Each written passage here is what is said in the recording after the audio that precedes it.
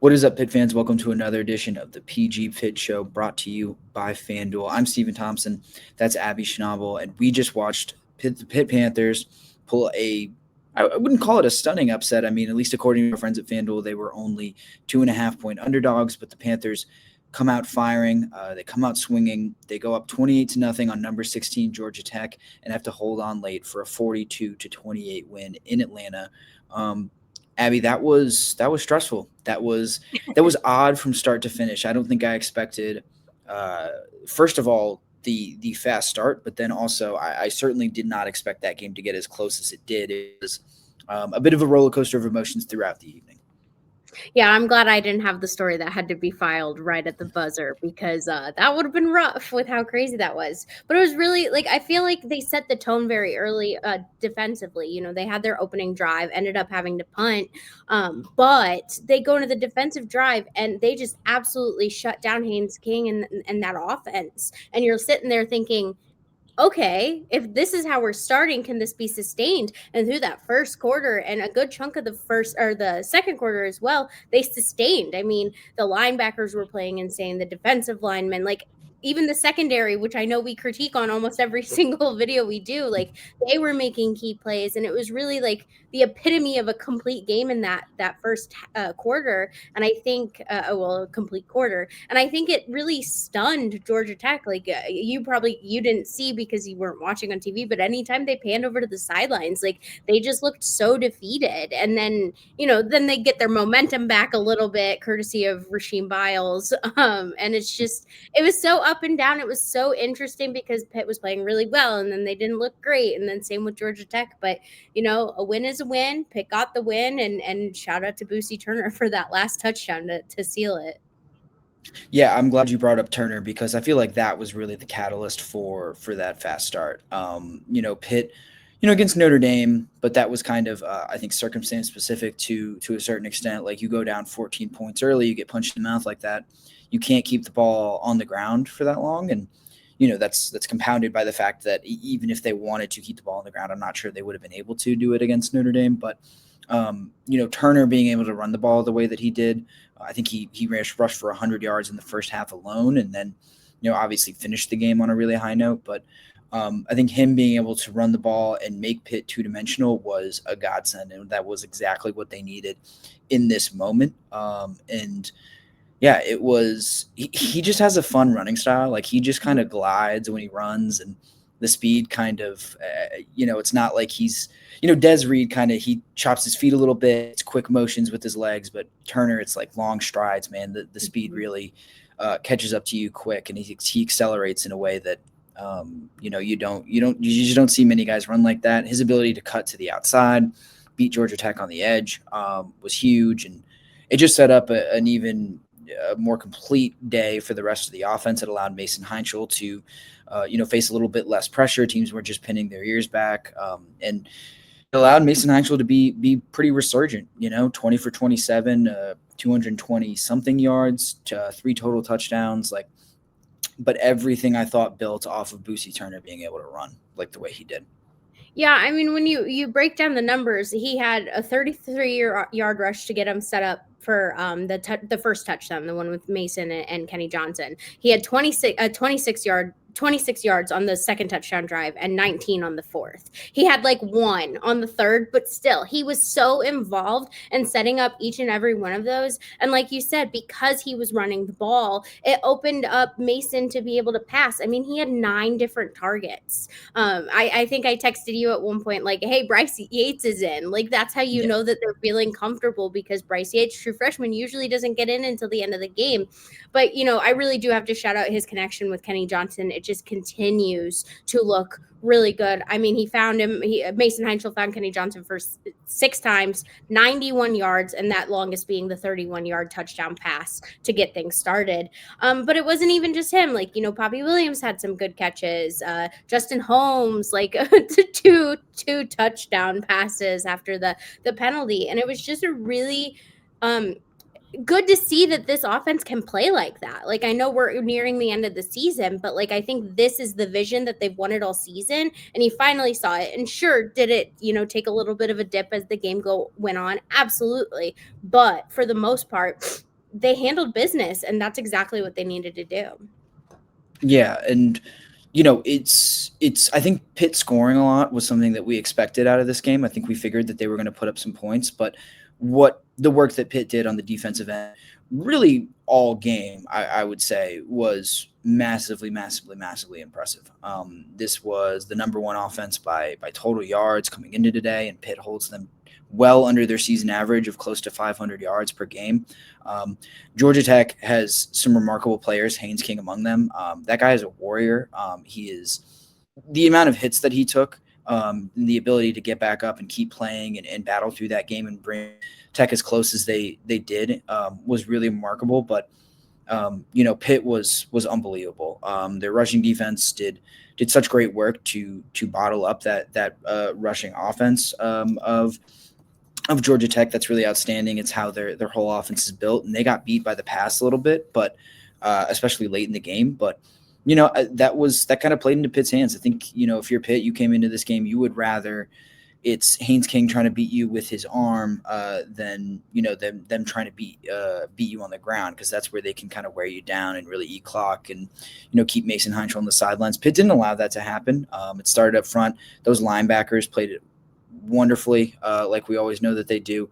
But then, like you said, the secondary's ability to tackle in space, having Cruz Brookins back there.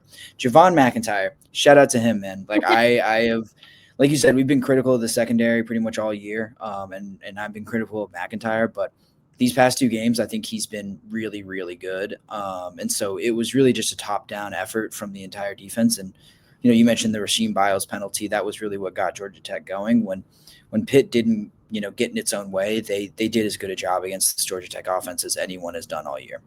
Yeah, I think if you ever need to explain why the linebackers are called the Sharks, you should show them this game and add Kavir Bains-Marquez as a honorary Shark with, just I think we talked about it. Like, this is going to come down to who can get stops and who can honestly force turnovers. And Pitt did exactly that. Like, the Kavir Bains interception with a huge help, like the pressure that Kyle Lewis put on Haynes King on that play really set that up. And then, I mean, you can't talk about this game without talking about that absolute insane catch that not even catch, but the play that Braylan Lovelace made to just get it going. And then he realized that it was just him and Rasheem running down the sideline together, and it was home.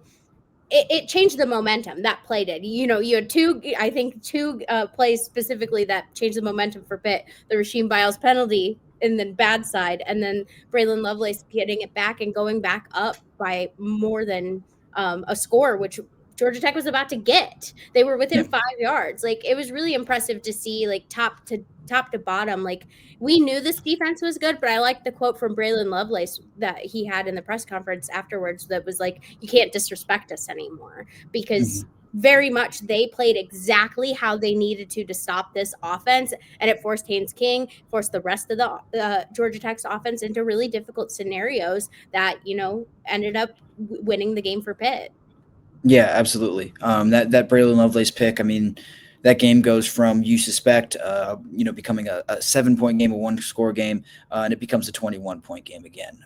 It was huge. And but outside of that, I thought, down to down, Pitt's ability to tackle in space was one of the reasons why Georgia Tech was in such tough situations for the most part. They flew to the ball. They played as a complete unit. It was, like I said, a top to bottom, a really outstanding effort. And 28 points, I don't know if that's going to necessarily make, anyone particularly happy, but holding this specific offense to under 400 total yards to that 28-point mark, I mean, again, that's as well as really anyone has played against this Georgia Tech offense all season. I think maybe you go back to that Colorado game at the beginning of the year, but that's also week 1 and they're on the road and everything's kind of different. Pitt did let things slip a little bit. I don't think we can talk about this game without talking about, the way that they stalled, kind of midway through the second quarter and then into the third quarter, especially. pressure started to get to Mason Heintschel. I thought he made some poor decisions to not throw the ball away. And he acknowledged after the game as much. He just needs to know when it's time to eat a sack versus when it's time to get the ball away so that he doesn't have to eat a sack. But Pitt did a lot of work to allow Georgia Tech to get back into this game. And they are pretty fortunate that Georgia Tech just didn't have enough gas to get to the finish line and that they had built such a large lead early. Yeah, we talk about penalties often, but I think what really benefited Georgia Tech is Pitt had 3 penalties on special teams on kickoffs. And so 2 of those were given Georgia Tech short fields, and they took advantage of it for the most part. And then there was the questionable decision that Pat Narduzzi said he was I'm going to say an idiot and not actually say what he said after, doing the forced the fake punt. Thank you. And I got a little nervous for Pitt after that because, they go up, you're within 7 and there's still 5 minutes to play. And this Pitt offense hadn't looked good yet. Like since the beginning of the game, they had pretty much stalled out. And, that's a testament to the adjustments that Georgia Tech really made, forcing more pressure, like you said, on Mason, closing the holes. Like Boosie Turner had a harder time during that stretch to break through. And then it was just like anytime, it was like that quote that Narduzzi had about Notre Dame, anytime the protection was good, no one was open, and vice versa. And that's what it was during that stretch. But the fact that they were able to get out of it, I think speaks volumes. Yeah. And, get out of it. How much were they able to get out of it versus how much did some really fantastic individual plays kind of help them out. And I say individual plays, but the Braylan Lovelace interception return, that doesn't happen if a Pitt pass rusher, and I will have to go back and look at the video because I cannot remember who it is, and they deserve proper credit. But whoever it was, they were mid tackle at Haynes King. There were a couple times where King had to throw a ball away because while he was actively being tackled, and Pitt was fortunate that one of them fell into Lovelace's hands and he was able to run free. But then also, obviously, the 56-yard touchdown run from Turner that capped it. Fantastic block from Ryan Baer. They blocked that up really well, and then Turner just used his speed to finish the job. It was really those 2 big plays that decided the game and really put this game away for Pitt. A 14-point win, but certainly felt a lot closer and was a lot closer late into the fourth quarter. But Abby, like you said, a win is a win. Said that at the top of the video, and Pitt took care of its business, but still needs a little bit of help over this final week of the season if they want to make it back to Charlotte. Yeah, they pretty much knocked out Georgia Tech. I think there are still possibilities for Georgia Tech to get into the game, but it would require a colossal mess up for both SMU, Virginia, and Pitt for Georgia Tech at this point to get in. And it's unfortunate with how well they played. Like, you're like, oh, they can totally go against Miami and make this ACC championship game, but they don't control their destiny. They need a loss to SMU, who plays Cal next week, and Virginia, who plays Virginia Tech next week, neither of which are particularly great opponents. However, it is the ACC and chaos can ensue. But, Pitt has done what it can. I mean, they have one more game, and if they handle business there, which, the fact that they've gotten 2 ranked wins on the road this season makes me feel a little bit more confident in their abilities to handle Miami at home. It'll just be interesting to kind of see how this last weekend plays out, just because it truly, Pitt could get in, but they also might not because of tiebreaker scenarios, which is unfortunate. Yeah, it is a little unfortunate. I was talking to our colleague Jim Hammond on the way back to my hotel, and I know the coaches are going to be, a little annoyed by how this season has played out, and the fact that Pitt could, be tied for the best record in the ACC and still not make the ACC championship game is frustrating. But that's just kind of how the cookie crumbles, that's just going to happen sometimes. And this is a little bit of an odd year, but yeah, Pitt, I think a lot of people believe that Pitt does control its own destiny, but they don't. They do need one of either SMU or Virginia to lose if they are going to make that championship field. Either way, I think you're feeling a lot better about the way this season has gone. I mean, getting to 8 wins against a schedule that I thought was pretty tough at the beginning of the year, and I think honestly looks tougher in retrospect, is an accomplishment of its own, but Pitt doesn't really see it that way. I doubt they do. Their goals are a lot higher than that, and they deserve to aim a lot higher than that. And This is kind of what it's all about, playing some more meaningful football all the way up through the end of November. So it's exciting, and Pitt is lucky that I think it sets up pretty well for them that they get a noon game on next weekend instead of having to kind of sit around all day, maybe if they were playing a night game like they were this week, and wait to see how those Cal and Virginia games, those, I guess I should call it the SMU and the Virginia games, how those games play out. But I think that it's probably better to kind of get your game out of the way first and control what you can control, and then you can go scoreboard watch later. I know me and you are happy about the noon because I know neither of us like sitting around and waiting all day.